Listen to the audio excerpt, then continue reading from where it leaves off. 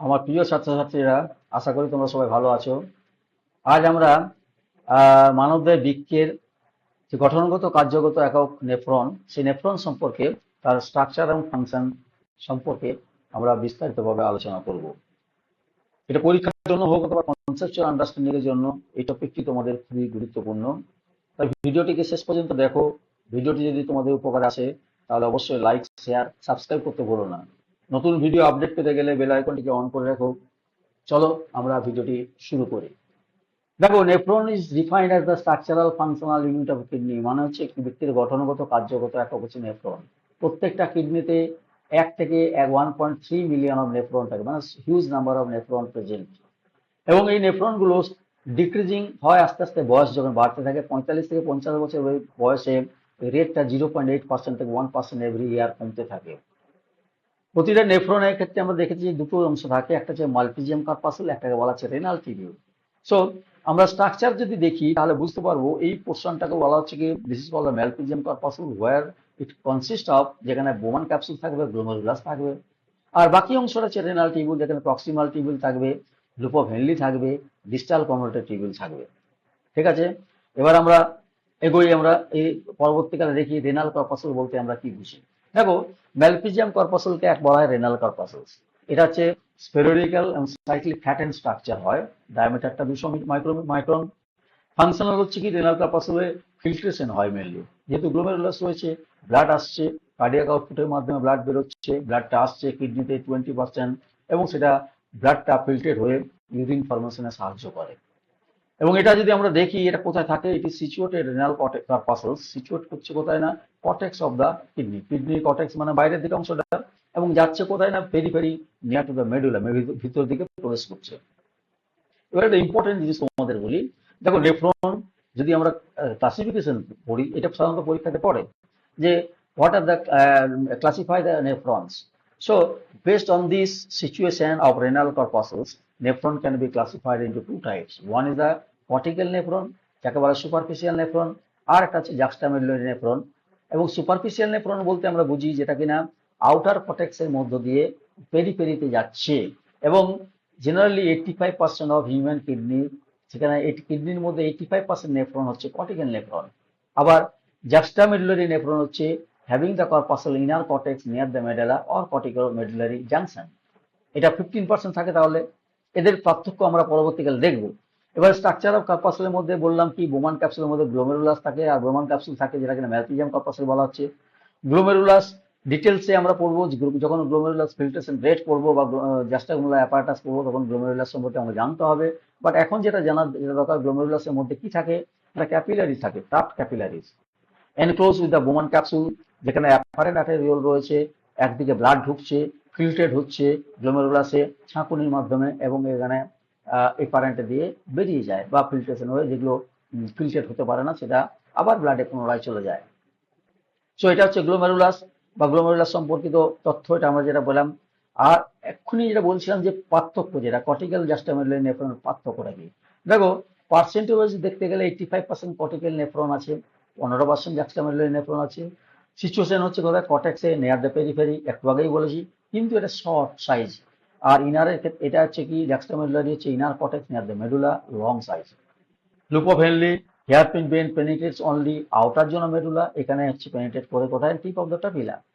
So blood supply peritubular মানে বাইরের দিকে থাকে, এটা ভাষার একটার মধ্যে থাকে। এর প্রধান কাজটা কি না, ইউরিন তৈরি করা।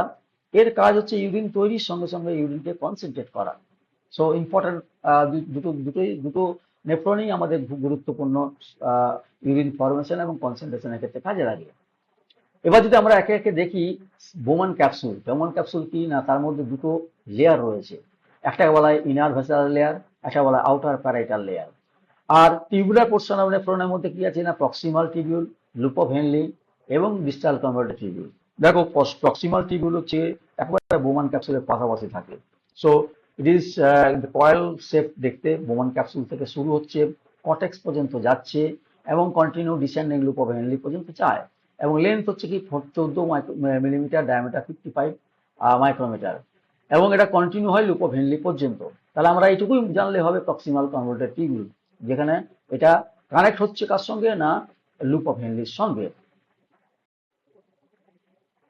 এবার আমরা ফাংশনালি বা ফাংশনাল হিস্টোলজি দেখি প্রক্সিমাল টিবিউলের ক্ষেত্রে। It is formed single layer of cuboidal epithelial cell, এবং এর ক্যারেক্টারিস্টিক ফিচার রয়েছে হেয়ার লাইক প্রজেকশন আছে এবং এখানে ব্রাশ বর্ডার সেল থাকে।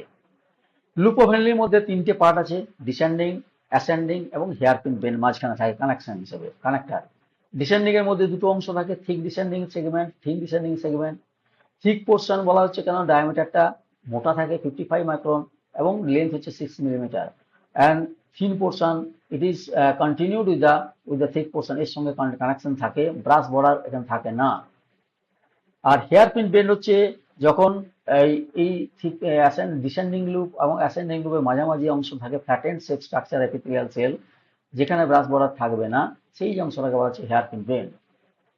এবার আমরা যদি দেখি অ্যাসেন্ডিং লিম্ব কোনটা, না এর মধ্যে দুটো অংশ থাকে, প্রথম অংশ থাকে থিন, তারপরে থাকে থিক। ঠিক উল্টো জিনিসটা আমরা যেটা ডিসেন্ডিং পোর্শনে দেখলাম। এখানে থিন থাকে প্রথম পোর্শনে 15 মাইক্রোমিটার মাইক্রন ডায়ামিটার, পরবর্তীকালে এখানে দেখো থিকের ক্ষেত্রে 30 মাইক্রোমিটার ডায়ামিটার থাকে। সো এইভাবে আমরা এগুলোকে সেগ্রিগেট করতে পারি, এবং প্রতিটা সেগমেন্টের কিন্তু একটা নির্দিষ্ট করে কাজ আছে, যে কাজটা আমরা পরবর্তীকালে ইউরিন যখন ফর্মেশন হবে বা কাউন্টার কারেন্ট মেকানিজম, এই পদ্ধতিগুলো পড়বো, তখন আমাদের কিন্তু এই সেগমেন্টগুলো খুব ইম্পর্টেন্ট আসবে বা ইম্পর্টেন্ট কাজে লাগবে আমাদের। তাহলে আমরা আজকে কি পড়লাম, জানলাম কি, নেফ্রন হচ্ছে বৃক্ষের গঠনগত কার্যগত একক।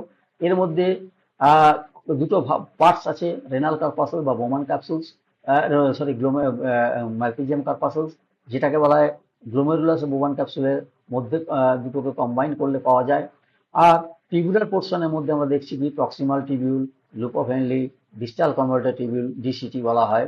এবং লুপ অফ হেনলির মধ্যে আবার descending limb loop of Henle, thick এবং থিন রয়েছে, আর অ্যাসেন্ডিং এর মধ্যে থিন থিক রয়েছে আর হেয়ারপিন বেন রয়েছে। তাহলে এইগুলো আমরা পার্টস অফ নেফ্রন হিসেবে পড়লাম।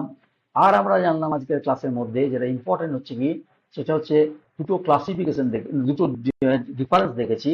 কার ডিফারেন্স, না টু টাইপস অফ নেফ্রন রয়েছে, কর্টিক্যাল এবং জাস্টামেডুলারি নেফ্রন, এবং সেই জাস্টামেডুলারি কর্টিক্যাল নেফ্রনের মধ্যে আমাদের তাদের পার্থক্য দেখলাম। আর বাইরের দিকে থাকে কি ডিস্টাল কনভার্টেড টিবিউল, যেটা কিনা thick segment of continuation of thick segment, thick ascending loop of Henley সঙ্গে কানেক্ট থাকে, এবং এর লেন্থ 14.5 to 15 মিলিমিটার থাকে। মেনলি ইম্পর্টেন্ট হচ্ছে কি, এই টিউবুলের মধ্যে অ্যান্টি ডায়াবেটিক হরমোন এডিএইচ থাকে, এবং এডিএইচ এর কাজটা হচ্ছে কি ওয়াটারকে অ্যাবজর্ব করা, সোডিয়ামকে অ্যাবজর্ব করা। এবং এডিএইচ যদি ডিসফাংশনিং করে তাহলে আমরা দেখবো ডায়াবেটিস ইনসিপিটাস রোগ হতে পারে। আর লাস্ট পার্ট হচ্ছে কালেক্টিং ডাক্ট, যেখানে থাকে কি কালেক্টিং ডাক্টে তোমরা দেখতে পাবে এটা কালেকশন করে কি না ইউরিনটাকে, যে ইউরিনটা আসছে সেই ইউরিনটাকে কালেক্ট করতে সাহায্য করে। এখানেও মেডুলারি গ্রেডিয়েন্টটা আস্তে আস্তে বাড়তে থাকে। সো এইভাবে আমরা এদের কিডনি সম্পর্কে বা নেফ্রন সম্পর্কে, নেফ্রনের স্ট্রাকচার সম্পর্কে আমরা ডিটেলসে আমরা আজকে পড়লাম। আশা করি এই ভিডিওটি তোমাদের খুব উপকার আসবে, বিশেষত পরীক্ষা পারপাসে তো অবশ্যই আসবে, কারণ সাধারণত পরীক্ষায় দেয় যে নেফ্রনের গঠন এবং স্ট্রাকচার সম্পর্কে যা জানো সংক্ষেপে লেখো, তখন তোমরা এই উত্তরটি পরিষ্কারভাবে দিতে পারবে। এবং ভিডিওটি যদি তোমাদের উপকারে আসে তাহলে অবশ্যই লাইক, শেয়ার, সাবস্ক্রাইব করতে ভুলো না। নতুন ভিডিও আপডেট পেতে গেলে বেল আইকনটিকে অন করে রেখো। আবার পরবর্তী লেকচার বা পরবর্তী আমাদের যে ভিডিও আছে সেই ভিডিওতে তোমাদের সঙ্গে দেখা হবে।